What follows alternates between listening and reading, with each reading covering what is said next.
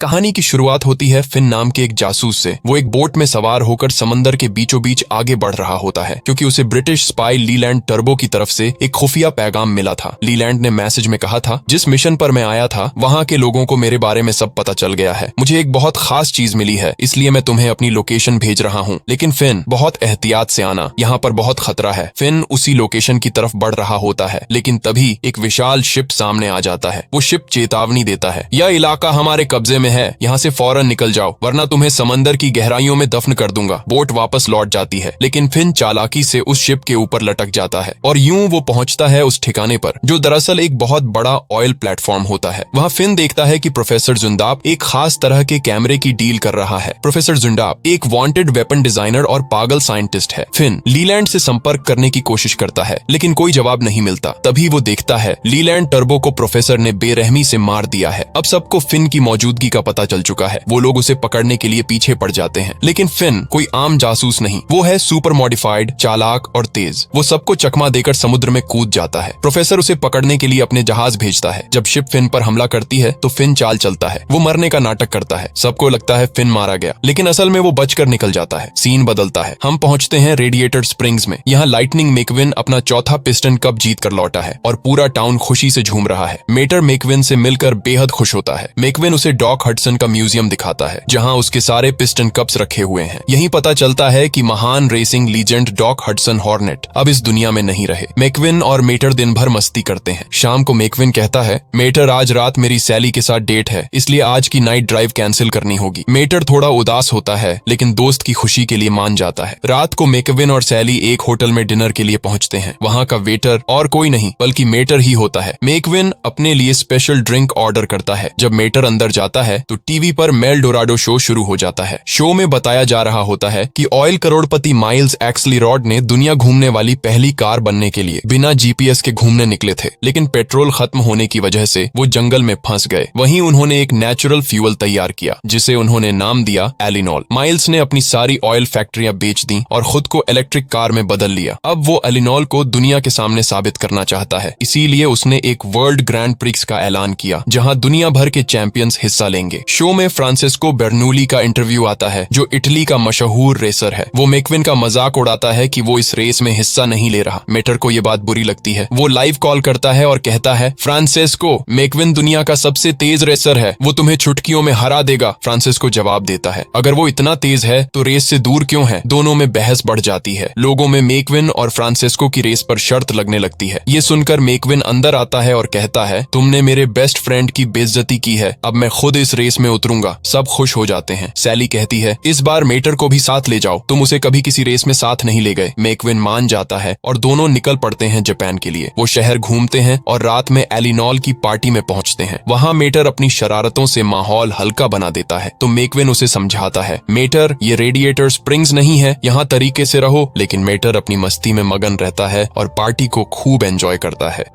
तभी इस पार्टी में हमें फिन नजर आता है जो उन कैमरों की जांच कर रहा था, वही कैमरे जिनकी प्रोफेसर जुंदाब ने डील की थी। लेकिन वो कैमरे वहां होते ही नहीं। तभी उसके पास आती है एजेंट हॉली शिफ्टवेल, टोक्यो की एक इंटेलिजेंस एजेंट। वो फिन से कहती है, आपने जो कैमरे की तस्वीरें भेजी थी उनके बारे में कोई खास सुराग नहीं मिला, लेकिन लंदन से एक नई रिपोर्ट आई है। आप जिस ऑयल प्लेटफॉर्म पर पहुंचे थे वो दरअसल दुनिया के सबसे बड़े ऑयल रिजर्व्स के ऊपर बना है, मगर किसी को इस बात का इल्म नहीं क्योंकि वो सैटेलाइट को फेक सिग्नल्स भेज रहे थे। एक अमेरिकन एजेंट को ये बात पता चल गई थी। उसने उस कार की तस्वीर ली थी जो इस पूरे मिशन को चला रहा है और आज रात वो तस्वीर आपको देने वाला है। फिन की नजर तभी प्रोफेसर के आदमियों पर पड़ती है। वो भी उसी पार्टी में मौजूद थे। फिन जल्दी से कहता है, हॉली, उस अमेरिकन एजेंट से तुम मिलोगी। मुझे उन्होंने ऑयल प्लेटफॉर्म पर देख लिया था। अगर यहाँ भी पहचान गए तो पूरा मिशन फेल हो जाएगा। हॉली घबरा कर कहती है, लेकिन मैं तो टेक्निकल एजेंट हूँ, कोई जासूस नहीं। फिन मुस्कुराता है और जवाब देता है, आज से तुम जासूस हो। इधर दूसरी तरफ पार्टी में मेटर मस्ती कर रहा होता है। वो एक डिश को आइसक्रीम समझकर खा लेता है, लेकिन उसमें मिर्च इतनी होती है कि मुंह से धुआं निकल गया। वो स्टेज पर तमाशा करने लगता है। माइल्स एक्सलीरॉड मेटर से मिलकर खुश होता है क्योंकि उसी की वजह से मैकविन ने वर्ल्ड ग्रैंड प्री में हिस्सा लिया था। लेकिन तभी मेटर का ऑयल लीक हो जाता है। मैकविन गुस्से में कहता है, मेटर, तुम यहाँ मजाक बना रहे हो। मेटर हैरान है क्योंकि उसका कभी ऑयल लीक नहीं हुआ था। वो वॉशरूम में जाकर खुद को चेक करने लगता है जहाँ उसे सब कुछ बहुत हाई टेक दिखता है, इतना कि वो कुछ भी समझ नहीं पाता। उसी इसी दौरान वो अमेरिकन एजेंट फिन से मिलने के लिए मैसेज भेजता है। हॉली उससे मिलने के लिए निकलती है, लेकिन प्रोफेसर के आदमियों को इसकी भनक लग जाती है। वो उस अमेरिकन एजेंट पर हमला कर देते हैं। तभी मेटर वॉशरूम से बाहर आता है। मौका देखकर वो एजेंट अपना ड्राइव चिप और ट्रैकर मेटर में फिट कर देता है, जिसमें प्रोफेसर के बॉस की तस्वीर थी। जब मेटर बाहर आता है तो हॉली उसे ही अमेरिकन एजेंट समझ लेती है। वो उसे कहती है, कल रेस से पहले हम मिलेंगे। मेटर हैरान रह जाता है। बाद में वो अपने दोस्तों से कहता है, दोस्तों, कल मेरी एक लड़की के साथ गुपशुप होने वाली है, लेकिन किसी को उसकी बातों पर यकीन नहीं होता। वहीं दूसरी तरफ उस असली अमेरिकन एजेंट को प्रोफेसर के गुंडों ने पकड़ रखा है। प्रोफेसर उसके सामने आता है और कहता है, तुम्हें पता है ये एलिनॉल फ्यूल कितना खतरनाक हो सकता है? वो एजेंट हंसकर जवाब देता है, एलिनॉल तो एक हेल्थी फ्यूल है। प्रोफेसर मुस्कुराता हुआ कहता है, सही कहा, लेकिन माइक्रोस्कोपिक एग्जामिनेशन के बाद पता चला अगर एलिनॉल पर इलेक्ट्रोमैग्नेटिक पल्स डाला जाए तो ये ईंधन नहीं, हथियार बन जाता है। वो उसी खास कैमरे से उस एजेंट के ऊपर ईएमपी पल्स छोड़ता है। एजेंट का इंजन जलने लगता है। प्रोफेसर पूछता है, बताओ वो जानकारी किसे दी थी? एजेंट कुछ नहीं बोलता, लेकिन उसके इशारों से प्रोफेसर समझ जाता है कि वो डेटा मीटर तक पहुंच चुका है। प्रोफेसर ठंडी आवाज में कहता है, तो अब हमें सिर्फ मीटर चाहिए, और वो एजेंट मारा जाता है। अगले दिन वर्ल्ड ग्रैंड प्री की पहली रेस जापान में शुरू होती है। सभी कारों में एलिनॉल फ्यूल डाला गया है। मेटर मेकविन का पिट क्रू बनकर उसे गाइड कर रहा है। रेस शुरू होती है। फ्रांसिस्को बेर्नूली आगे निकल जाता है, लेकिन जैसे ही रास्ता कीचड़ भरा आता है, मेकविन सभी को पीछे छोड़ देता है। उसी वक्त एक इमारत में प्रोफेसर की कारें मौजूद हैं। उनके पास वही इलेक्ट्रोमैग्नेटिक कैमरा है। उनका मकसद साफ है, एलिनॉल को बदनाम करना। वो कैमरे से 3 रेसिंग कारों के इंजन उड़ा देते हैं। इसी दौरान उन्हें मेटर नजर आ जाता है, जिसके पास वो खुफिया जानकारी है। वो लोग उसकी तरफ बढ़ते हैं। फिन और हॉली ये सब देख लेते हैं। फिन मेटर को बचाने निकलता है, जबकि हॉली रेडियो पर कहती है, एजेंट जल्दी वहां से निकलो। लेकिन मेटर को कुछ समझ नहीं आता। वो सोचता है हॉली उसे डेट पर बुला रही है। इन्हीं बातों से मेकविन का ध्यान बढ़ जाता है और फ्रांसिस्को उसे पीछे छोड़ देता है, और आखिर में